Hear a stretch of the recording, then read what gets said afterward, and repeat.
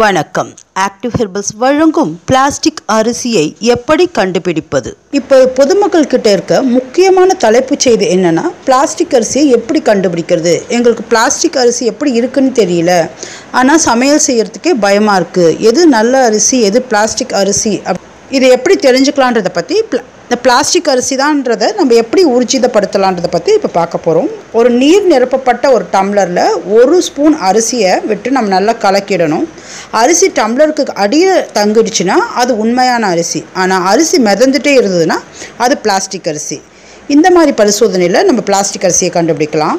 அதே மாதிரி நல்லா வேக வைக்கப்பட்ட அரிசியை ஒரு பாட்டிலில் போட்டு 3 நாள் மூடி வச்சோன்னா 3 நாட்களுக்கு பிறகு, அதாவது பூஞ்சைகள் காளான்கள் வந்துடுச்சுன்னா அது நம்ம சாப்பிட்ற சாப்பாட்டு அரிசி ஆகும். அப்படி இல்லை, அந்த மாதிரி எதுவுமே வரலை, அப்படியே நல்லா இருக்குன்னா அது பிளாஸ்டிக் அரிசின்னு கண்டுபிடிச்சிடலாம். 3வது முறையாக சூடான எண்ணெயில் சில அரிசியை போட்டுடணும்.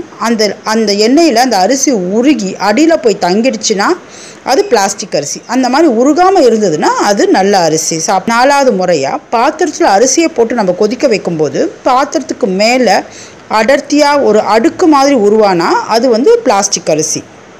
5வதாக கொஞ்சம் அரிசியை எடுத்து நம்ம நெருப்பில் காமிச்சோன்னா அரிசி உடனடியாக எரிஞ்சு பிளாஸ்டிக் நெடியுடன் ஒரு ஸ்மெல் வரும். அந்த மாதிரி அரிசிகளை பிளாஸ்டிக் அரிசின்னு கண்டுபிடிக்கலாம்.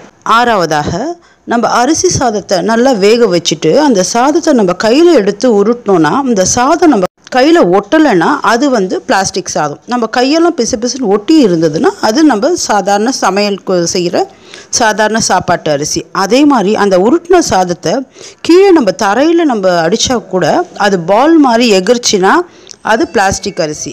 அதே கீழே தரையிலேயே ஒட்டி இருந்ததுன்னா அது நம்ம சாதாரணமாக சாப்பிட்ற சாப்பாட்டு அரிசி. இந்த மாதிரி பல விஷயங்கள் மூலம் நம்ம பிளாஸ்டிக் அரிசி எதுன்றதையும் சாதாரண நம்ம சாப்பாட்டு அரிசி எதுன்றதையும் நம்ம கண்டுபிடிக்கலாம். இது போன்ற பயனுள்ள அழகு மற்றும் ஆரோக்கிய குறிப்புகளுக்கு இதுவரை எங்கள் சேனலை சப்ஸ்கிரைப் பண்ணலைன்னா சப்ஸ்கிரைப் பண்ணுங்கள். இந்த வீடியோ உங்களுக்கு பிடிச்சிருந்தால் லைக் பண்ணுங்கள், ஷேர் பண்ணுங்கள். நன்றி.